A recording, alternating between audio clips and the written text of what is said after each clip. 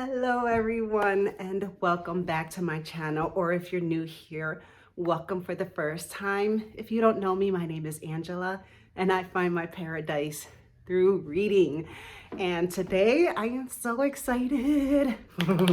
Okay, I think in my last video I was talking about a bookshelf that I was having built. And so today is going to be a little bit of a reveal because the bookshelf is up. It's not finished. It is not 100% complete. I do have to stain it. I mean, you can see I have a lot of wood in my house and it's like a darker kind of wood. So I do still have to stain it. And the top part is going to get like a crown molding. And then the bottom, there's like a little gap. It's going to have, what do they call it? Like a little trim along the bottom. So other than that, it is up and stacked with books. I love it. I have been putting my books on it because I'm not going to get around to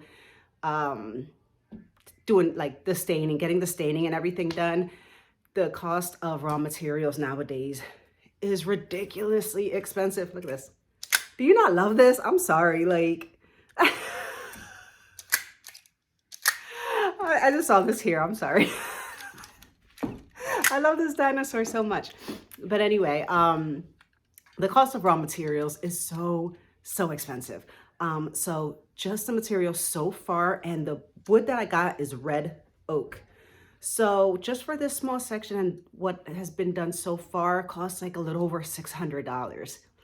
So I do want this section to have like all bookshelves as well, like floor to ceiling and door frame to door frame. And that's a bigger section than what I had done here. So it's gonna cost a bit much. So a little bit at a time, right? But I am so chuffed with my shelves. So let me show you. Okay, first of all, I'm not gonna tell you how many hours I spent playing with my shelves, like putting books on and organizing it and moving things around. Like, okay, I'm gonna tell you, over 12 hours, okay? It's been a week, so it wasn't 12 hours at once, but I was spending a couple hours a day seeing what books I wanted on this particular shelf. I have other bookshelves, and I just felt like this one was more visual. It's huge. You can't miss it when you walk into my house. So I wanted it to look nice and display some of my more favorites in my collection. So yeah, I spent so many times, and I just felt like, you know how when you have like a doll house as a kid and you're constantly, playing around with things in your doll house, or G.I. Joes, when you're setting things up and rearranging them, or even Legos. I mean, that's how I felt with my bookshelves. And it's just bringing me so much joy. So let's just do a quickish bookshelf tour. So you ready for the big reveal? Oh, okay. Let's go. Let's go. Oh my gosh, I'm so excited. Look. Da, da, da, da, da. There she is. Okay. You can't even see all of it. Watch, let me go up. Whoa. So it goes all the way to the ceiling. And then down here, is it? Oh, it's not even getting the floor. Wait, is it? No, there's more shelves. Hold on. How far back do I have to put this for you to even see? Hold on. Okay. All right. Does that kind of show better? I don't know.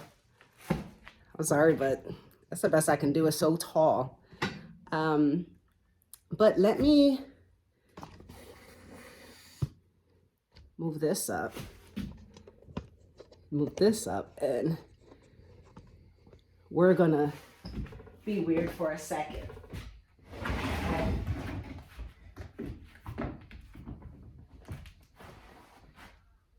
Okay, I'm on a chair, okay? This is what I've had to do. So up here, I kind of just have like miscellaneous, it's not any one genre of books. And I kind of did the same at the very top shelf and the very bottom shelf. So like they're a little less noticeable, right? But I have all kinds of, I have like Dan Brown, the Da Vinci Code, Toni Morrison books up here. The Book Thief is up here. Circe, Running with Scissors. I have this one, which I did in one of my earlier videos, The Arrival. It's gorgeous and it's a very tall book. So I'm glad that my bookshelves are finally tall enough that this book can fit, because this has not fit on any one of my bookshelves. So, and then I guess you can't see, but there is a gap, a very small gap above the shelf where the crown molding is gonna go. Okay, this shelf is gonna be like, well, it is now, so far, my manga and danmai, anime inspired, Japanese, Chinese kind of books. So over here I have like The Way of the House Husband, Hunter x Hunter, Zom 100, I have the Rise of Kyoshi from Avatar. We have Heaven Official's Blessing. And then I have my little potted plant. There's no plant in here, but it is a Vespa. If you don't know, I have a Vespa Primavera. It is a beautiful sea foam green. So very light sea foam green. So pretty close to what this looks like. So I just have that up here.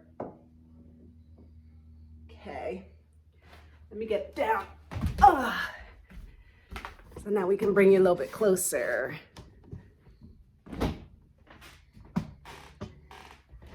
All right. Ooh, okay. So then the next two shelves are my classics. All right, I love these classics. Let me put you down here. So these are my like leather-bound, leather-like classics.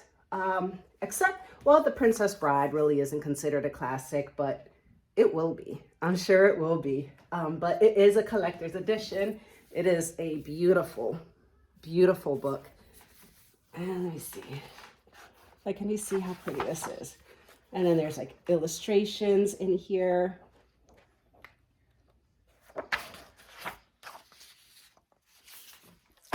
So beautiful. And then the other one that is not technically a classic is Douglas Adams, The Ultimate Hitchhiker's Guide to the Galaxy. But it is on the shelf because it is the same kind of style of leather-bound kind of look. And I'm sure this is going to be a classic one day. There's no reason I can think that it won't be. This is so crazy cool. Oh my gosh. Do I have... Oh, I wish I would have like marked an excerpt to share with you guys, because this book is so funny. Okay, moving right along. Let me bring you with me. All right, this is not a classic, but y'all know this is like my all-time favorite book. This is The City of Dreaming Books by Walter Moors. And all right, you've heard me talk about that book so many times. And I remember saying that, oh my gosh, I would like build an altar for this book. But this is pretty good. This is close to being an altar, I think. So it's got a prominent piece of real estate on my bookshelves. It's a place of honor. I love that book so much. So I really wanted to display it because every time I see it, it just makes me smile. And then it is right on top of The Count of Monte Cristo, which is, you guys know, like one of my new favorites. And this book, it just still sits with me. I was thinking about it this morning and I was just like, The Count of Monte Cristo, the story of like ultimate revenge. And I was just thinking about it still, and how I guess the realization came to me that this guy destroyed like these two men's lives.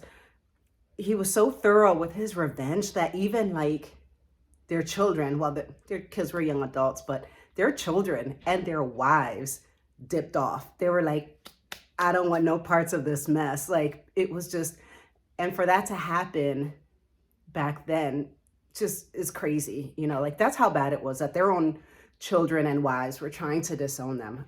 Oh my God, it's so good.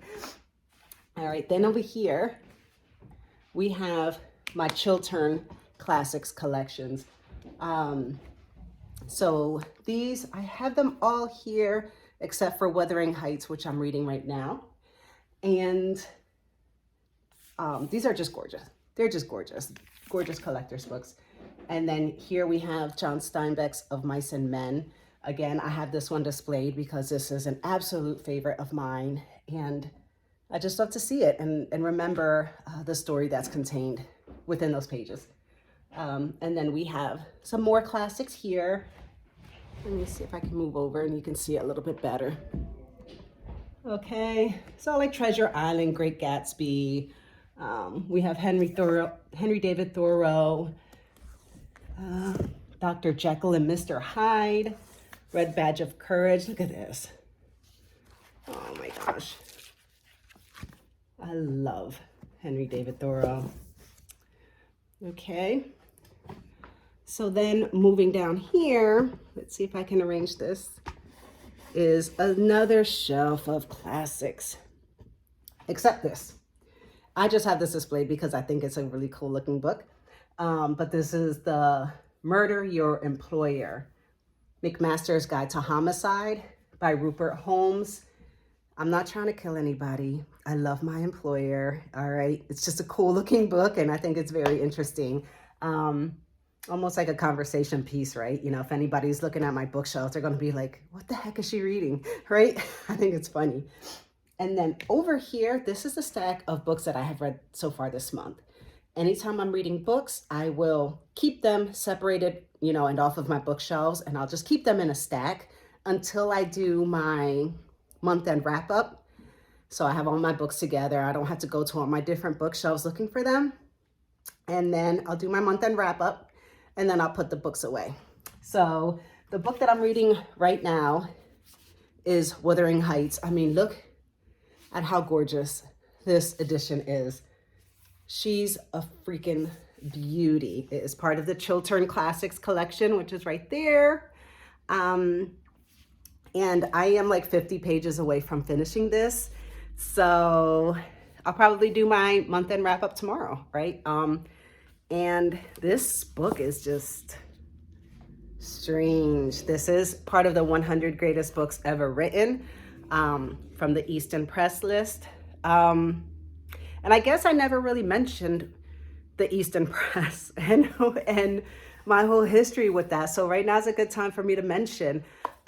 So years ago, I came across, I don't know if it was an article or a TV commercial or some kind of advertisement of these books from the Easton Press. And they have their collection of 100 greatest books ever written. And they look like this. I wonder if any of these are Easton Press. I don't think so. No. But they look like this, like these leather-bound collector editions of the 100 greatest books ever written. But each book was like $100. Like, like you had this deal or something where you can make monthly payments. You pay $30 a month for one book. And I'm not that great at math, but I know 100 books at about $100 a piece is like $10,000. So I did not have the money to spend $10,000 on 100 books that were gorgeous. They were beautiful books. I just couldn't afford it.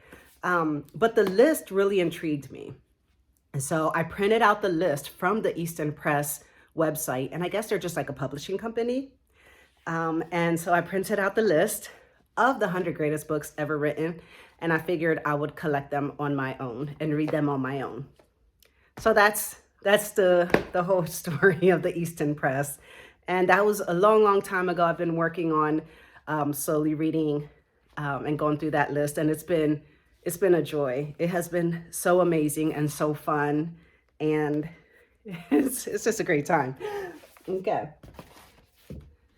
So those are the list, or these are the books that I've read during the month so far. And then we go on with some more classics. Okay, so we have Don Quixote, David Copperfield, Paradise Lost, War and Peace, Leo Tolstoy. This is what I'm gonna be reading next month. It's on that list. Oh my gosh. Are you kidding me? Oh my gosh. Oh my gosh. I'm excited. I'm excited. I mean, so far, I mean, I have really high expectations for this book, from what I have heard from other booktubers. And I'm excited. I really am excited. I'm a little bit, what do you call it? Anxious about it, or, no. Give me a word. For as much as I read, you would think I would have like a huge vocabulary, huh? I am intimidated. It's intimidating to me. But if I can get through this guy, Les Miserables, I'm sure War and Peace won't be so bad. Okay, so then here we have my Barnes & Noble Signature Classics collection. They're, the real beautiful, like buttery covers. They're soft. They always have like a really nice cover. And then on the inside, they have like some kind of a design. This is like a paint palette. All right, so for the picture of Dorian Gray, and they'll have something on the back. So they're really pretty. Put that back there. Okay, so that's the Barnes & Noble Signature Classics. And then over here we have the Fall River Press Classics. And these they're hardcover.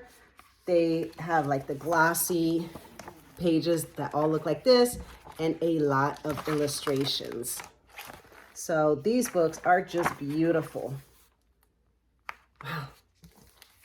Beautiful, beautiful books. I love them. So I have The Scarlet Letter, Frankenstein, Sherlock Holmes, Robert Frost, Siddhartha, Inferno, Norse mythology, Edgar Allan Poe, The Odyssey, classical mythology. So that's that collection. I have quite a few of them, and there are a few more that I want to get. They don't have like a whole bunch of those though. So I might be maybe 5 or 6 books short of like having all of the ones that Barnes & Noble has to offer. Okay, so let's get down to the next 2 shelves. Maybe I can sit down so I'm not bending over when I bring this down. Hold on. Oh, fudge. Are you guys okay? You guys went down really quick. No, I'm kidding. So this next shelf is like mostly like classics. Not classics. What am I talking about? Fantasy. It's fantasy, like mythological creatures, fae, vampires, werewolves, that kind of thing, magic. So all that fun stuff, all the fun stuff. So over here we have like Thistlefoot, Rebecca Yarros's Fourth Wing, her Fourth Wing. Christopher Paolini, Eragon. I have the first and last book in the Eragon books. I need to get the rest of them. And then I have this one, which I think is a standalone. To Sleep in a Sea of Stars. Look at that. They're pretty. I haven't read this one yet. Then we have some Rick Riordan books. This is from the Red Pyramid series. And then book 1, the Heroes of Olympus series. Oh my gosh. And I haven't read any of these, so I am just ready to dive into these when I get a second. Okay, then we have Harry Potter. Let me move this down a little bit so you can really appreciate this. Can you see it's like they're riding on the dragon or whatever. So this is Harry Potter, the box set. Then over here we have the Percy Jackson boxed set. Then here we have Emma Hamm's Heart of the Fae, and that's like the Beauty and the Beast retelling using like Irish mythological creatures. And then we have the Anne Rice Vampire Chronicles books, Kelly Armstrong, which is, let me see, this is the Werewolves trilogy, and it's like my favorite werewolf story of all time. We have Fangs, which is like my favorite little vampire book. What's a graphic novel? So, like, they're just, oh my gosh, really so cute. Okay, so that's that shelf. And then we're gonna get more into some more fantasy down here. Let me try not to slam you down. Okay. Now we're on the floor. I love this bookshelf. Okay. Over here, we're continuing on with the fantasy theme. So this is my Lord of the Rings books. So we have the trilogy here, The Hobbit here, and then this boxed set, which is the, what do you want to call it? Reference materials for Lord of the Rings. So each book has a different theme or subject. So this one, I'll show you. So this one is about the hobbits, called The Hobbits of Tolkien.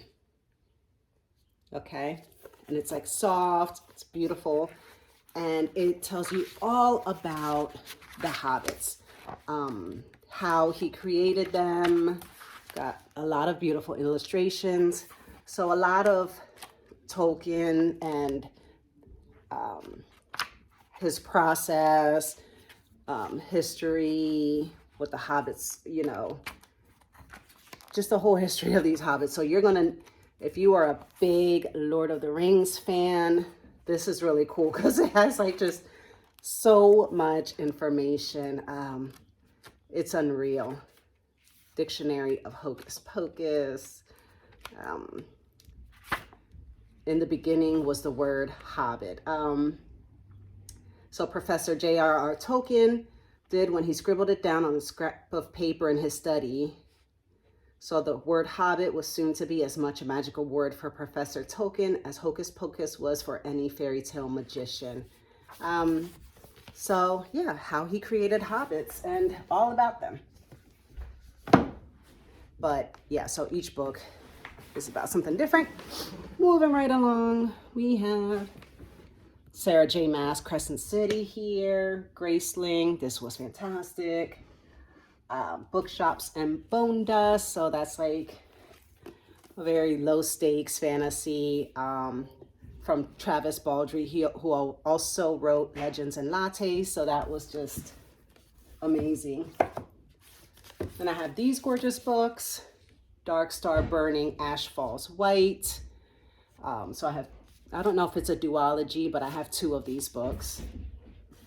The other one I have is Song of Silver, Flame Like Night. Look how pretty.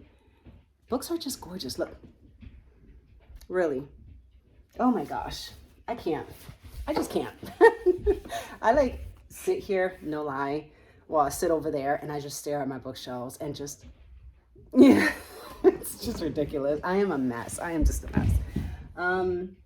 More Sarah J. Maas books. This is her Court of Thorns and Roses. I don't know if that's the name of the trilogy. I haven't, or the series, but I haven't really read them. We have The Priory of the Orange Tree, Day of Fallen Night. So those two. Then we have our Game of Thrones. And some more like random books. Slewfoot. Look how cool. A lot of these books are just so pretty. Look.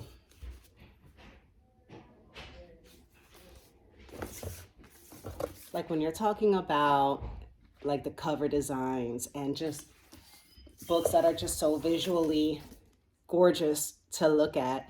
And I mean, if I had the space and could just display all of my books face forward like this, I would, because there are so many that are just so neat. It's like, ooh, lies we sing to the sea. I don't know. So, ooh, Cleopatra and Frankenstein. Does that not look like art? Tell me that doesn't look like art, like that you could just like frame this somewhere. It is to me. I just think it's so pretty. Okay. Then we get to the bottom shelf. I'm not even sure if this will go. My tripod will go that low. How low can you go? How low can you go? That's as low as it can go. Okay. Well, that's good enough, I guess. Because the bottom is a big mismatch of books. And this bottom shelf is taller height-wise than the other shelves. And so I can actually double stack and have like 2 rows of books, one right on top of the other, which is like what you see here. And so this is just all kinds of just random books. We have, let me see. There's a Nicholas Sparks book. Down here we have Matt Haig books. Let me take you off the tripod. I really want you to see this. Because if you're anything like me, you just want to see the books, right? You want to see the books. It's like book porn. You have no idea how many videos I watch of bookshelf tours. Love it. Just love it. I can never just stop looking at books. So let's bring you down here. Okay, there we go. So, wait, alrighty. So we'll have like Matt Haig's How to Stop Time, Wide Sargasso Sea, The Lost Bookshop. We have Babel over here, Hamnet. We have some good ones. Their Eyes Were Watching God, Paris Library, with a Little Paris Bookshop, The True Love Bookshop, Messy Lives of Book People, Last Chance Library, a lot of books about books. Then we have Khalid Hosseini's The Kite Runner. That ripped me to shreds. God, that book ripped me to shreds. Oh my gosh. So The Lost and Found Bookshop, Touch of Darkness. I actually think this should go up towards my fantasy shelf, honestly. Because this is like Hades and Persephone. Let me put that over there. So we have Dark Harvest, 10,000 Doors of January. This is another book that I think is just really, really pretty. Okay. Hotel Magnifique, Silent Patient. We have both Alex Michaelides books here. Where the Crawdads Sing, Virgin Suicides. The Paris Library. We have some Emily Henry books here. So what's this? People We Meet on Vacation, Beach Read, Book Lovers, The Ice Princess, Corrections in Ink, The Midnight Library, All the Light We Cannot See, all right, Being and Nothingness, And the Mountains Echoed by Khalid Hosseini. We have the Tomorrow. We have a little stackaroo over here. Water for Elephants and such. All right, and my book nerd book. Oh my goodness. Okay, so get my camera. That's my bookshelf. Look, I even put like a little face Potter here with some. They're fake because I will kill it. So that is my bookshelf tour. Oh my goodness. Like, how pleased am I? I can't even tell you. And how excited I am to one day, like, just continue going across this way and up and down and across this whole wall. It's just going to be gorgeous. Like, I want to walk into my house and feel like I just stepped into a cozy little bookshop. And even now, just like walking into my house and seeing it, you know, just a section, just right away, seeing my favorite books displayed, it just brings me so much joy. And I can just, And I do feel like I'm in a bookshop because there's a lot of books on this shelf that I haven't even read yet. So I always feel like I'm browsing and like, oh my gosh, I can't wait to get to that. Oh, I can't wait to read that book. Oh, that sounds so good. Oh,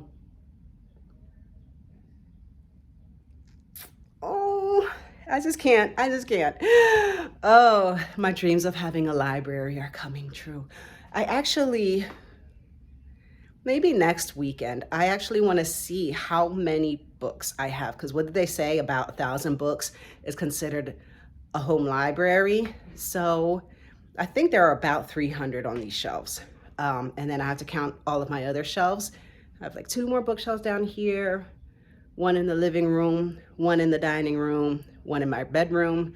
But yeah, I want to count and see how close I am to having like an official library. Because when that day comes, I'm going to set up a little desk down here and people are going to have to come to my house and play library with me. Like, they're going to have to, they're going to have to browse my bookshelves, you know, and act like they're checking out a book. And I'm going to be sitting at my desk, shushing people and just being in my element. I'm telling you, that's my dream. But anyways, thank you so much for joining me. Let me know what you've been reading. Let me know what you think of my bookshelves. Is there anything that sparked your eye or your interest of the books that I've shown you? It's definitely, this is just how it is now, but it is going to keep changing as I acquire books, right? You know, because as I acquire more classics, which I know I'm going to, I'm going to have to like maybe move the manga up a shelf, or, you know, I'm just going to keep filling the shelves and trying to keep the genres together. Same with fantasy. I feel like that's going to take up a lot of space at some point as well.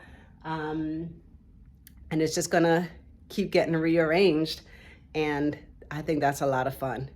That is going to be so much fun. Just always playing with my bookshelves like it's a little dollhouse, right?